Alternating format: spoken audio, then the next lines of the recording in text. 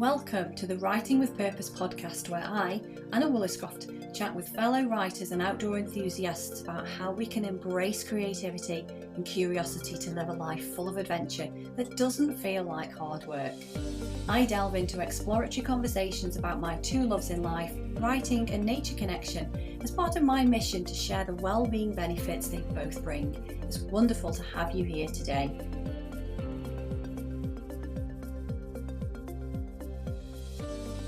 In this episode of the Writing with Purpose podcast, I chat with personal coach Joel Dovey about how he discovered the huge gap his clients experienced once they stepped out of the gym doors and what he did about it.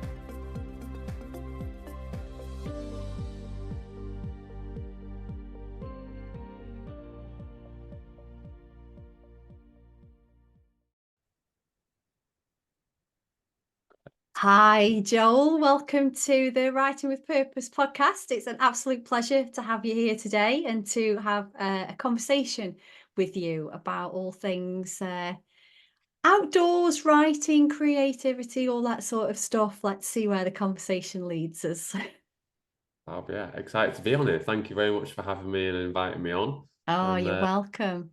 Intrigued to see where we go and what we talk about, to be honest. So yeah, excited. Every conversation leads somewhere where it's potentially not intended, but that's part of the beauty of having a conversation with people, I think. So Joel, just to sort of introduce you, you run your own business. You run an Above and Beyond program, which is mainly for business owners. And you kind of come from a personal training background, haven't you? And then transitioned more into sort of transformational coaching for business owners and bringing a lot of the weight loss together with coaching mindset and behaviours and nutrition and all that sort of good stuff that goes into our well-being and strength of the physical body and the mind as well. So can you sort of tell us a little bit about that transition and what led up to that decision, really, I suppose, of making that change and embracing the coaching of the business owners? Absolutely. I think like a lot of people that go through changes in their business or their careers, it's mostly from an experience they've had. And the experience I had really was from the typical, gym instructor role, teaching lots of classes and spin classes and being uber motivational all the time, in the gym with clients and things, and then obviously personal training as well. The biggest gap I found where I felt like my hands were tied when I was personal training was outside of those gym doors, where people were in their own mind space, where they were in their own kitchens or out eating, socializing, enjoying the rest of their life.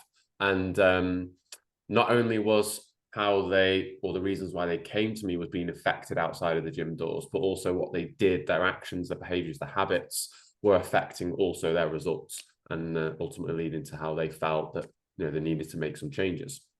And largely down to perhaps how they felt and how they looked in the mirror in terms of their fitness and their health and the weight they were carrying maybe. So that was a big eye-opener for me. And the longer that I was a personal trainer, the more I kept seeing all these sort of things being thrown at me in terms of there's more out there that I can do to help my clients. And that's where that transition came in. So I started obviously speaking to others that coached rather than personal trained and got their sort of like take on it, and got to see a little bit more in depth on how they did things with their clients in all different industries and different backgrounds. And then sort of started to sort of experiment that with my current clients who absolutely loved it because they got to see a whole different side of personal training, of coaching and things. So and then once that started to develop and the results started coming through and the changes and impact over such a short space of time started to happen, I was like, this is perfect. This really works.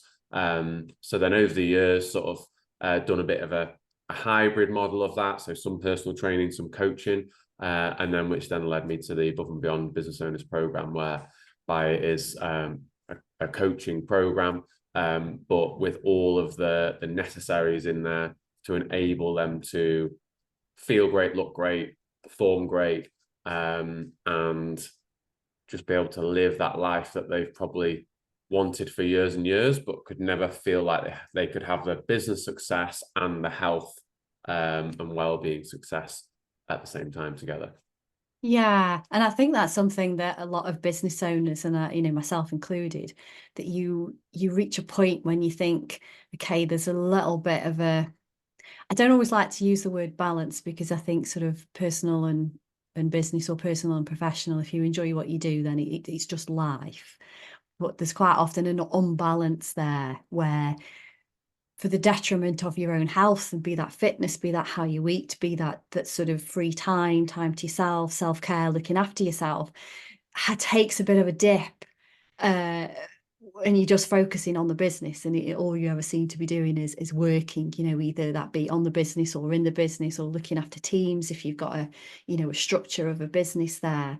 And yeah, I think you can't perform optimally as an individual if you don't have all of those different areas covered.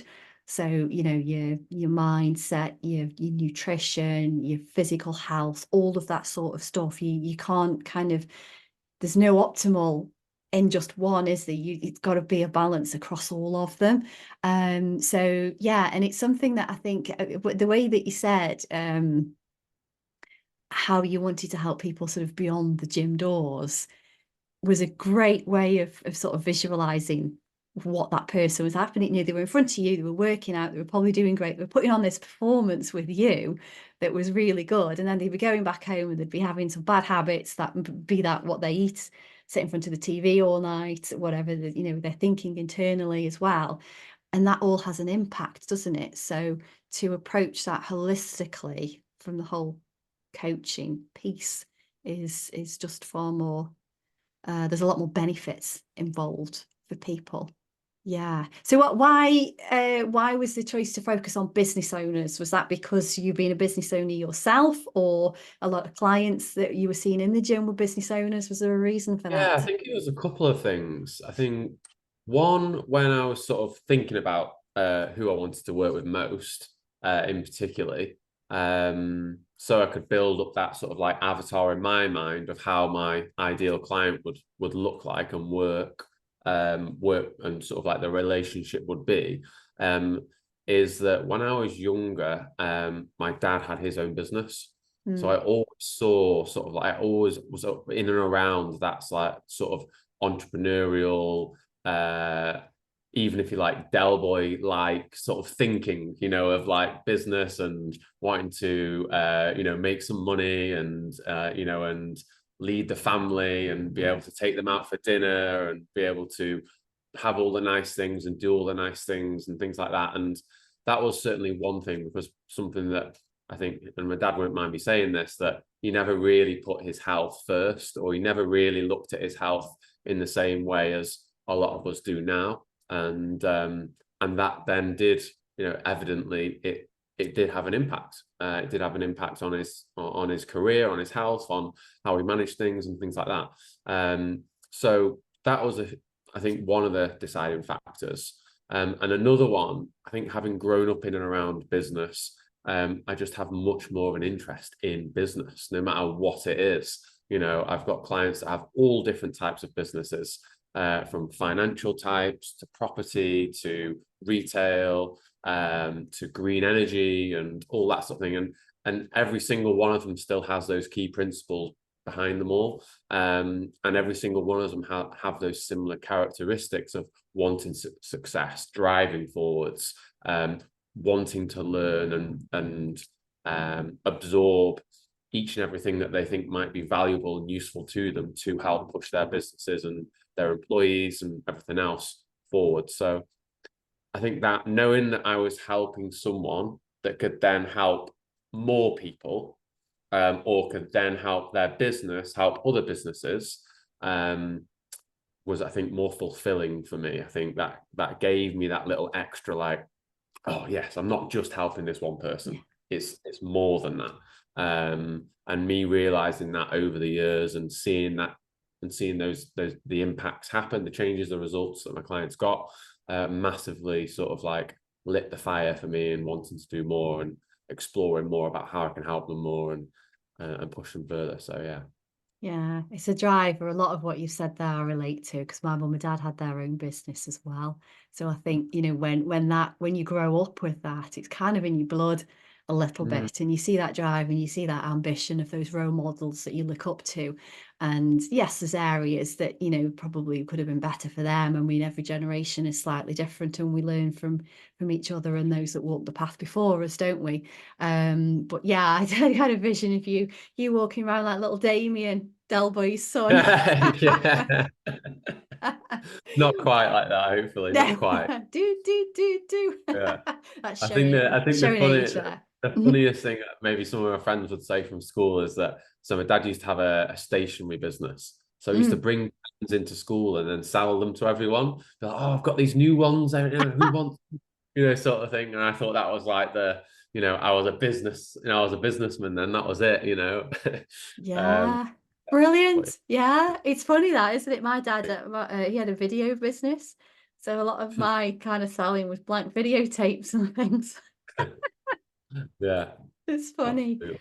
Um, Yeah, and you said something else there about, you know, you wanting to help your clients, but your clients also help other people.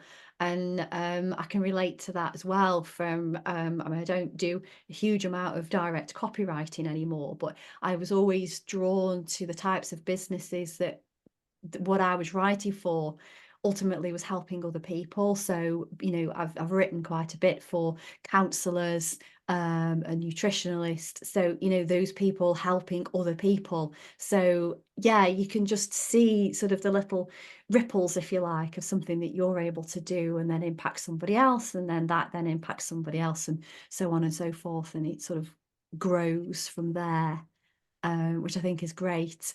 So you've got with your above and beyond program, you've got sort of three principles, haven't you? The calibration, the acceleration, and the performance. And again, I Yeah. can see sort of ways for myself and how that works. So yeah, if you could tell us a little bit about you know, why those three things and how you see that's key for someone's. Yeah, I think when I was sort of putting the program together, it was off the back of years and years of personal training and coaching.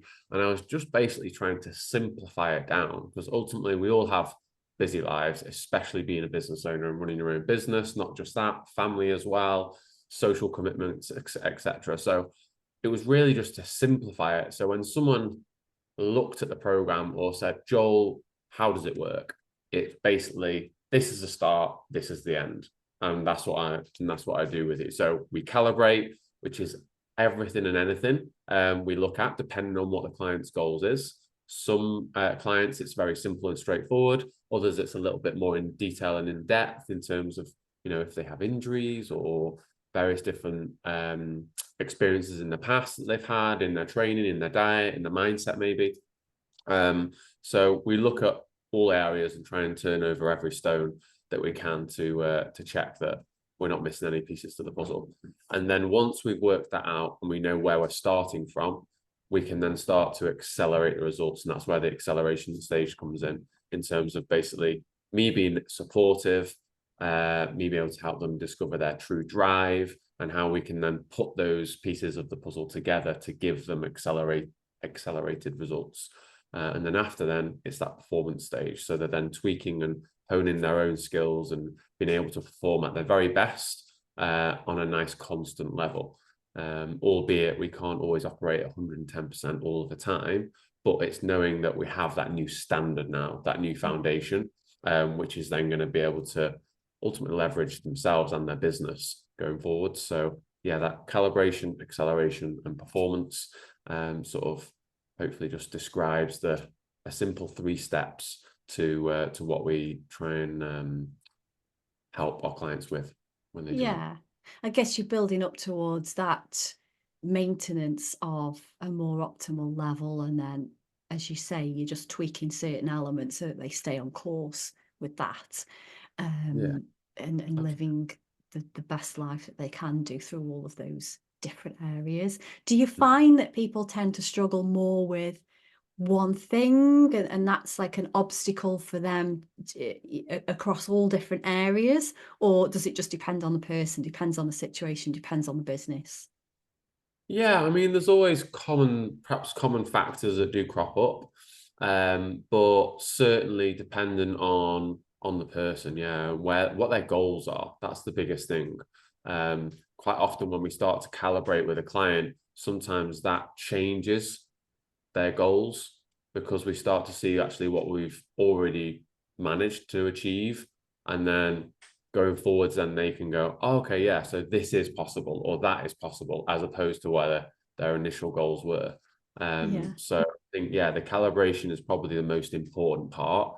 And the rest then sort of flows nicely in their own time. But yeah, it's tricky to say.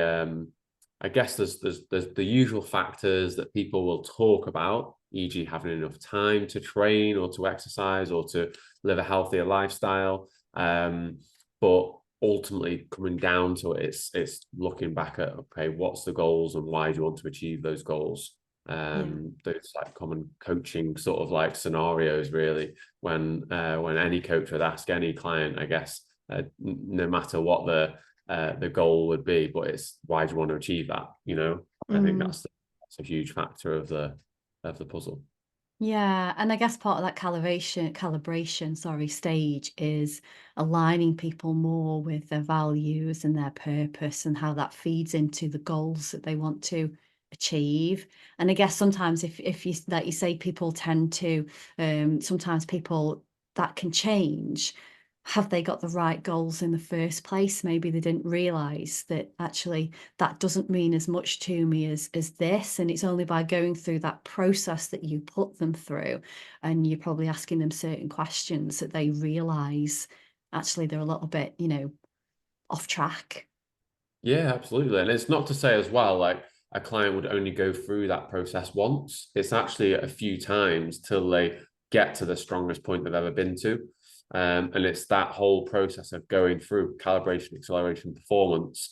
They might then go, actually, no, I want to do this instead now, or oh, actually, I've achieved this, but now I feel more confident that I can actually go for what I really wanted, which before I didn't have the confidence to tell you about, or didn't have the confidence to even um, dream up myself. But now I'm way healthier, or way fitter, way stronger, way more confident. Now my business is in a way stronger position, or it's got another couple of years under its belt. I can now got the opportunity to do this.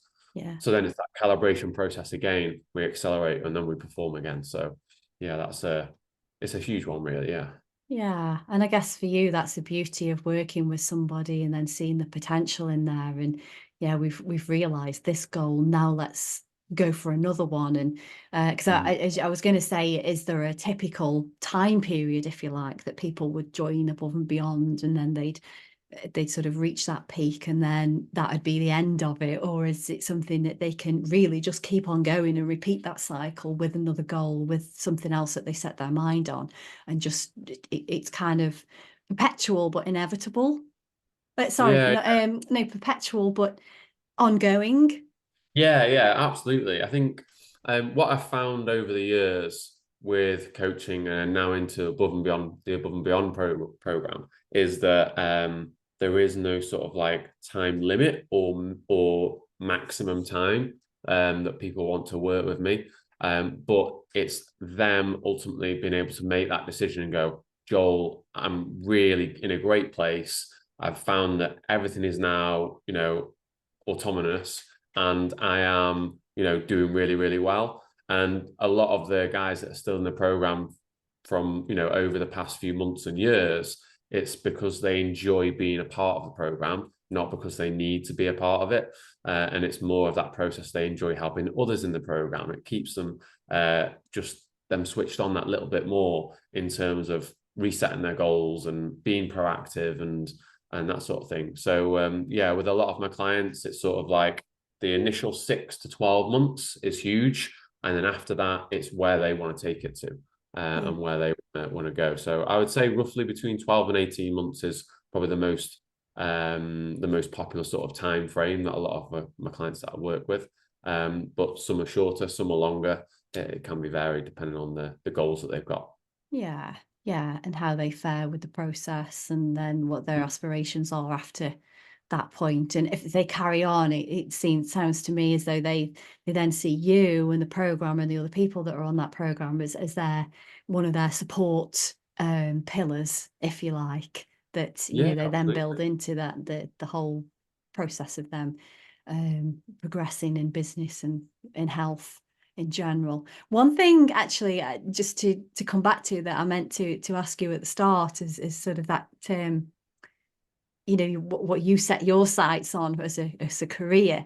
I noticed that you'd been to Camp America when you were younger. And I spoke to somebody else on a previous podcast who'd also been to Camp America, and she was saying she did 2 terms with that, and she was saying how it was, it was hard work, but with a young age, it was very, there was a lot of benefits there, and it really helped with confidence and growing. And she did mention how she'd read a book as well that was a bit of a life-changing moment for her. And I just wondered if there was anything out of that experience, because it's with the younger kids, isn't it? And you're very active, whether that was something that actually was a bit of a pivotal moment in that career choice for you. Yeah, absolutely. It was very shaping, I think, Camp America. And I Good word. definitely agree with what the previous person mentioned about it being hard work, because it definitely was hard work. And it wasn't that I was shy of hard work. Like, I had jobs before I went out there, and I think I'd been brought up in a household where I had to do chores and I had to do X, Y, and Z to, you know, earn my way, if you like, pay my way as such. So it wasn't that I was like perhaps not prepared for it, but it is very different when you're in a whole different environment and you're so far away from home. And I think that's what made me grow up a little bit faster, maybe, and that's what made me perhaps not take for granted some of those small things that when you are in and around an environment where you know lots of people and you're around family and that sort of thing. It's very different when you're across the other side of the world almost, or across the pond if you like. So yeah, it was definitely an experience that not necessarily changed me, but yeah, it had a big impact in what I then looked at doing in the future. So I knew I wanted to do something sporty or something practical, but I didn't know how or where or in what capacity. And that sort of then made me think, oh yeah, I quite enjoy it. This is good fun working with kids and adults, and that sort of like whole leadership role as such, taking people through various different activities and stuff. And as silly as it might sound, some of the adults and children were so scared of heights, and we had to do like a high ropes course there with zip lines and all sorts.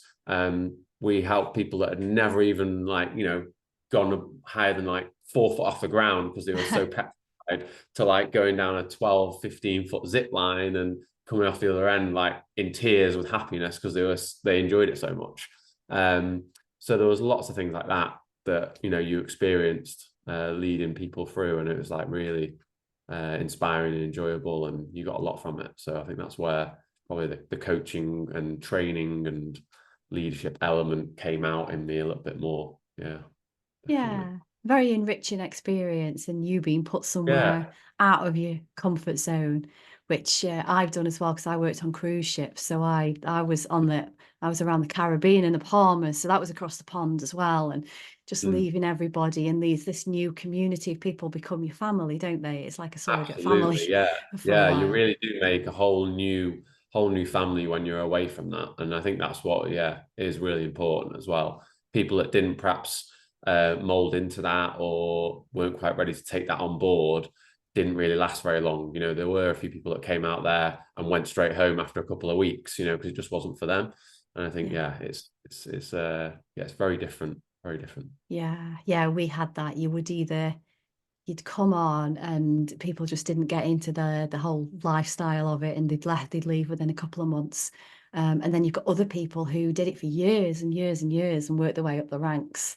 Yeah, I mean, I can see how that sort of shaped, as you referred to it, as a good word, and then moving into other parts of your career, because you did quite a number of years with younger children. here, didn't you? Sort of age 2 to 7, was it? Which is a brilliant Yeah, age to again help to shape people, to yeah, shape sort of the little ones, if you like, through those developmental years, so that they grow up, with the kind of life skills and how to communicate and interact, and not necessarily what's right or wrong, because I think sometimes it's not as black and white as that. But mm, yeah, you've helped everybody, Joel. yeah. I guess it's a bit like uh what's the nursery, the nursery story where she eats all the porridge. I've forgotten now, but the three bears, I mean, and she it's Goldilocks. Goldilocks, yeah, it's that Goldilocks theory, isn't it? Where she tastes everything until she gets the right one that she really likes. And I guess that is, in a sense, that's a little bit what I did. Sort of, yeah, Camp America, then children's coaching, which again was really rewarding and incredibly and yeah, fun and energetic. Um, but yeah, it was definitely helped me see the various different opportunities out there, which was good. Yeah, Yeah, absolutely. yeah, it gives you a well-rounded perspective of Mm. different ages. And I think as well, working with children of that age, they've still got a really vivid imagination then, and playtime is the be end and all. And they can get really creative. And as adults, sometimes I think we can really lose that aspect of ourselves. And one thing to come to that that you do in your Above and Beyond program is you arrange these activities for people, don't you, that pushes them out of their comfort zone a little bit. And I was really grateful to have been able to join one of them, which we did some breath work and then a cold dip in a tub, which was, yeah, takes your breath away. That is massive sort of mental pressure that you've got to say, look, I'm okay, I'm not going to die. Yeah. I am actually going to be okay. So that for me, I think being pushing ourselves constantly out of our comfort zones, trying new things, is something that we need as adults in order to maintain that momentum. Part of the recalibration process, if you like, part of us being able to perform optimally. Because if we don't, we're not investing in a growth mindset. We're going to be fixed all the time. So I'm curious to know if that was something that you thought right at the start of developing this program. This is what I want to do. I want to help people get more comfortable, push their boundaries, get them to experience new things. Or was that something that just kind of grew maybe out of your own experiences, and this is something that works for me?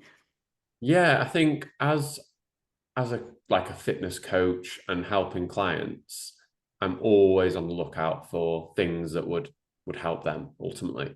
So obviously there's lots of shiny objects out there. There's lots of pills, potions, and equipment out there that's is beyond weird and wonderful. But I think just keeping my eyes and ears peeled for various different things that can improve my clients' mindset, their health, their performance, their strength, their training, whatever it may be, and just having them be susceptible to that, and being able to just having that visibility of that, going, oh look, let's go and try this, or let's go and try that. And I did go a couple of times myself before, obviously, I actually arranged that event. Oh, Um, did you? It's all coming I out now. found so I did find it really, really inspiring and really, really powerful in terms of the breath work, in terms of the cold water therapy and stuff, and then reading up a lot on it and diving into the science behind it all, which was proven to be really, really great for us as well. So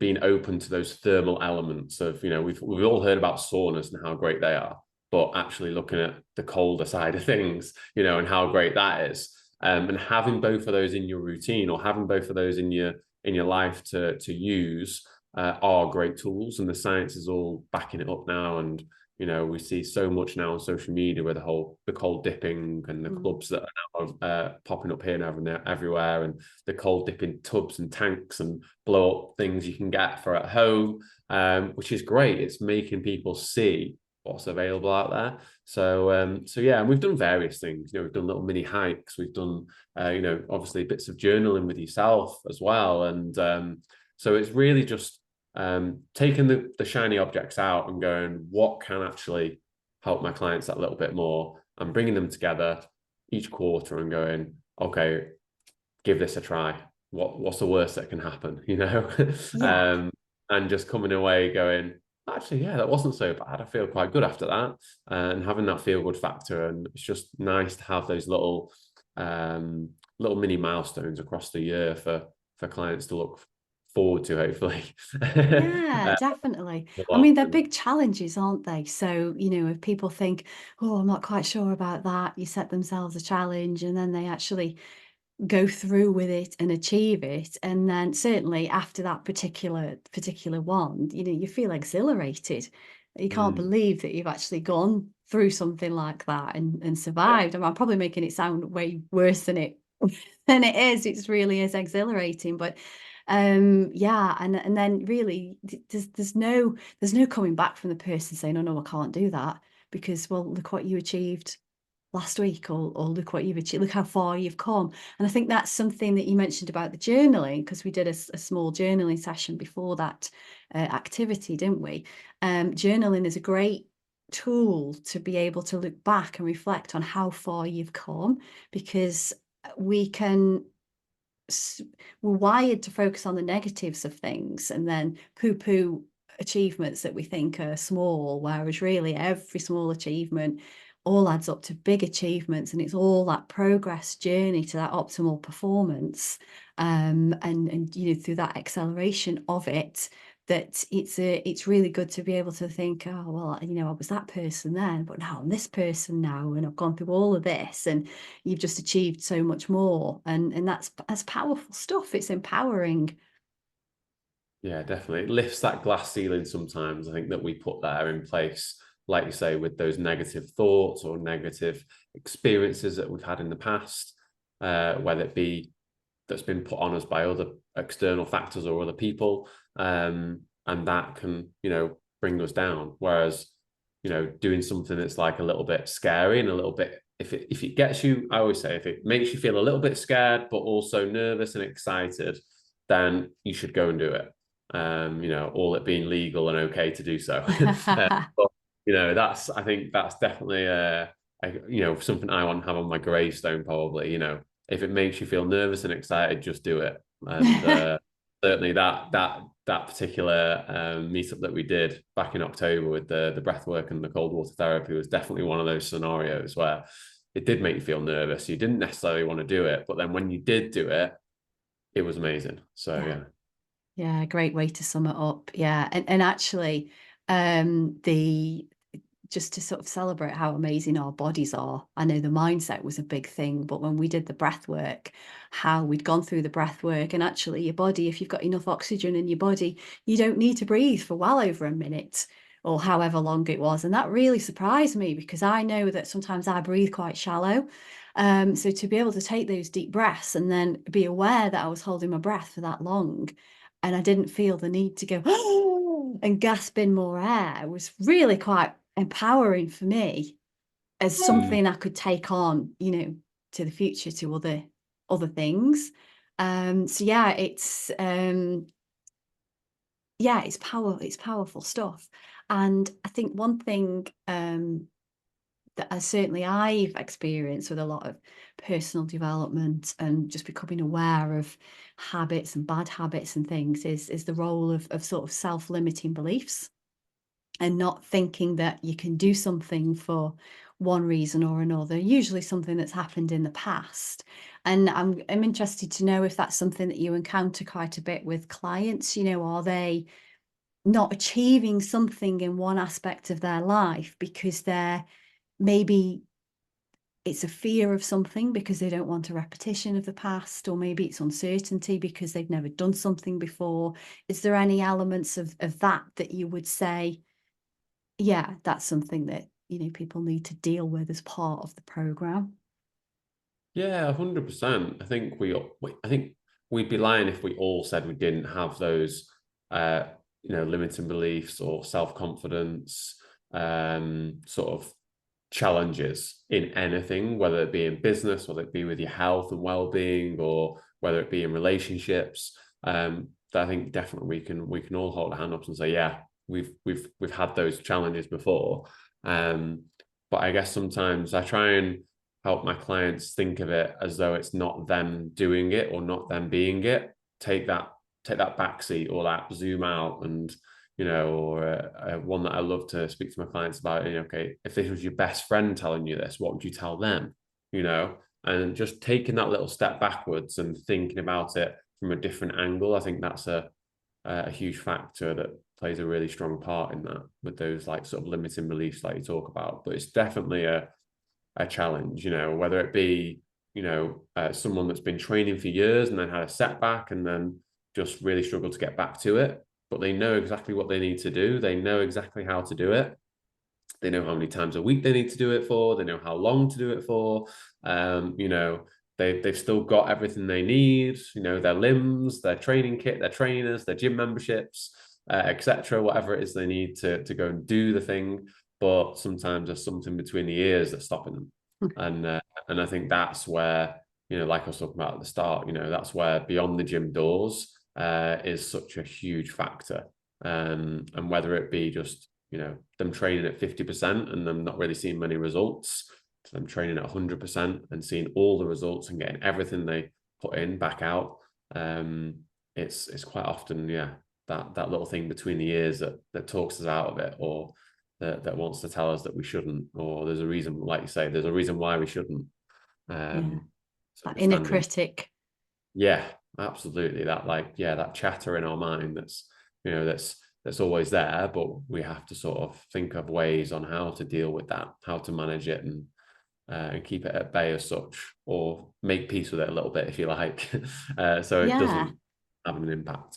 Yeah, it's a good way to put it. Yeah, keep it at bay or make peace with it, because it's a case of just acknowledging it sometimes and accepting, okay, well, this has happened, or circumstances beyond my control, and then moving forward with it.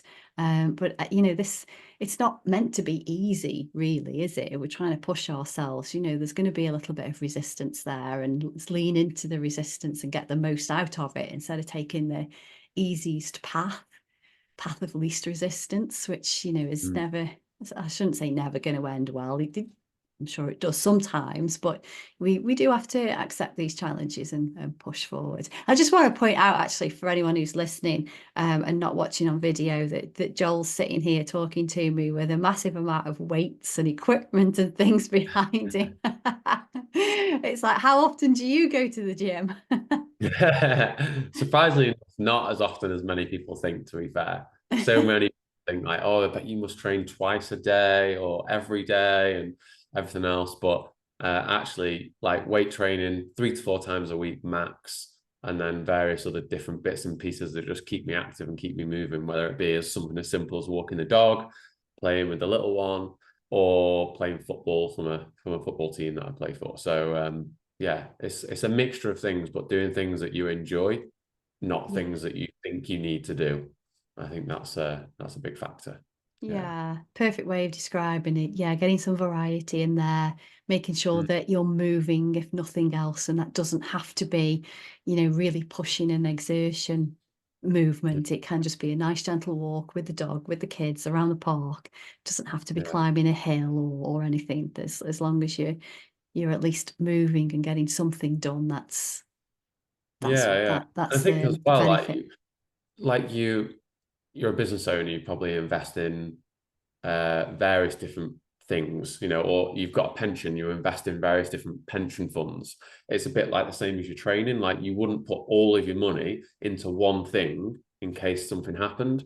So I wouldn't put all of my energy into just weight training, because what if something happened and I couldn't weight train?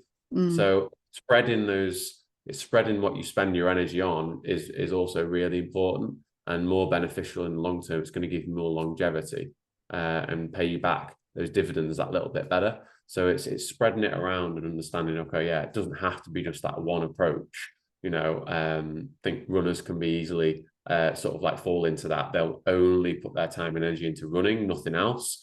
And actually spreading it all over, because if they do pick up an injury and then they can't run, then they sort of feel like rubbish because they then can't run. So it's like, okay, go try a little bit of weight training, or go try a little bit of Pilates or yoga or this or that or the other. And it's trying to spread, I think, really important to spread that across. We're always going to have our favorites. But like you just said before, what we want to achieve, sometimes we have to do those things that we don't always want to be doing, or that we don't always like enjoy straight away. So yeah, I think that's again, an important little tip. If anyone's listening to this and they take away one thing, it'd be good if they take that away. Yeah. Yeah, get a little bit of variety in there. Yeah. Felt as though you were talking to me then, because I am a runner. Oh, of course Um, you are. Yeah. No, but it's an easy, I think, thing to fall in. I definitely fell into that category of weight training. I thought weight training was all I needed to do. But actually now, and we see it now more and more, like certainly in social media, people actually striving to be that sort of hybrid athlete. So they want to be good at weight training, they want to be strong, but they also want to be a good runner. They also want to be good at X, Y, and Z. And I think all those things are important. And there's certainly nothing out there that says you can't do all those things and be good at all those things. It just takes time and effort and hard work to get Yeah. there. Yeah, definitely. And particularly when you just look at it from a body point of view, if you just do one thing, your body's going to get used to that. You're not really having a full workout as such, particularly as a runner. It's your lower limbs, really, not a great deal else is doing much unless you're carrying a big backpack or, you're pulling some dumbbells at the same time. Yeah. But yeah, one thing I said to myself as sort of an intention for the new year is to exercise but get more variety. So I love swimming, but I'm not a member of a gym, and there's not really a decent pool near me as such. So I'd love to start, maybe join somewhere and do a bit more swimming. And I used to do Pilates. I haven't done that for a long time, so I'd like to get back into the routine for that. Yeah, it's just trying different things and keeping yourself excited about it. Just running, really. I mean, because I do more trail running than road running, it's nice because I go to different places.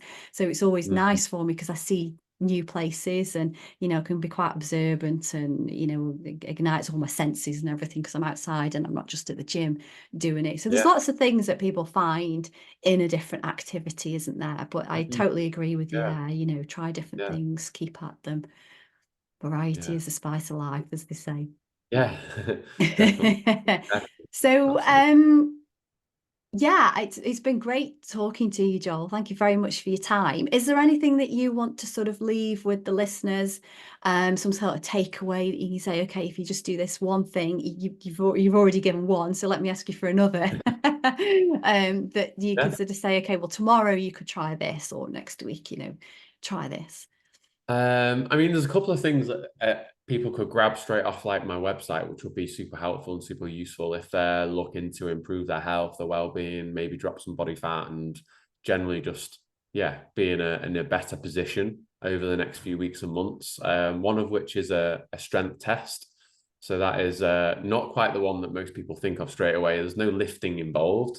It's purely a sort of a specially developed sort of questionnaire, which then gives them instant feedback off the back of that, with some things that they can then look into and discover maybe more and be curious on that little bit more about. So that's on my website. So feel free to go and try that out and see what they get back, what feedback comes back from that, which is really, really useful. And then there's also some really simple nutrition bits and pieces on there too. So there's some meal guides and a recipe book on there. So if people are struggling for ideas, or perhaps just want to have a little nosy at what the type of things that I look at with clients, then those are there to take a little look at. So feel free to jump on the website on jdfconsultancy.com to grab those. There's no cost or anything. It's all free on there. So yeah. Yeah, lots of useful tips there. Thank you. And I'll share the links to those for the show notes. Because with the recipe guide, I think that's always interesting to look at, because sometimes it gives you a lot of ideas of different food groups or types of ingredients that you never consider, or doesn't go into a normal meal. So it really is another way to spice things up a little bit. Yeah, And absolutely. then I think if we look at our shopping lists and it's more or less the same each week.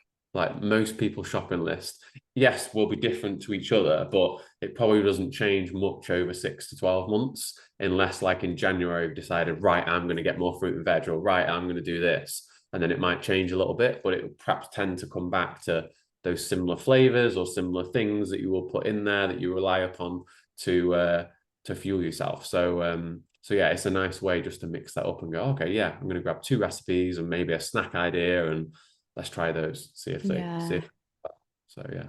Yeah, all good for maintaining consistency in the blood sugar levels as well. Yeah, Instead of going up and down, up and down, up and yeah, down. yeah, 100%, Yeah, 100%. brilliant. Well, thank you very much, Joel. I've really enjoyed this, and thanks for sharing your insight about the Above and Beyond programme, something that people can find out a little bit more about by visiting the website, and really useful tips there for people and some recipes. And having a go at discovering your your strength test. Yeah, It's yeah. So just interesting to see what that is actually, if it's not going to be, yeah, go and try it. Go and weight. try it. Gives you a little bit of a score and feedback and some just some simple things that ultimately will then someone can go, okay, I've never thought of this before, or all right, this is an area I need to work on, not just maybe training or not just my nutrition that's struggling. It's gives you a little overview on a few different things. So yeah. Yeah, and sometimes that's all it takes, is somebody just to phrase something or suggest something in a slightly different way that you've not heard before, that then actually makes a difference. And is that kind of catalyst for then moving forward and actually making some changes and taking some steps to make a difference. Yeah, Yeah, yeah, absolutely. yeah. Absolutely. Brilliant. Well, thank you very much, Joel. It's been an absolute pleasure. Thank you. Cheers.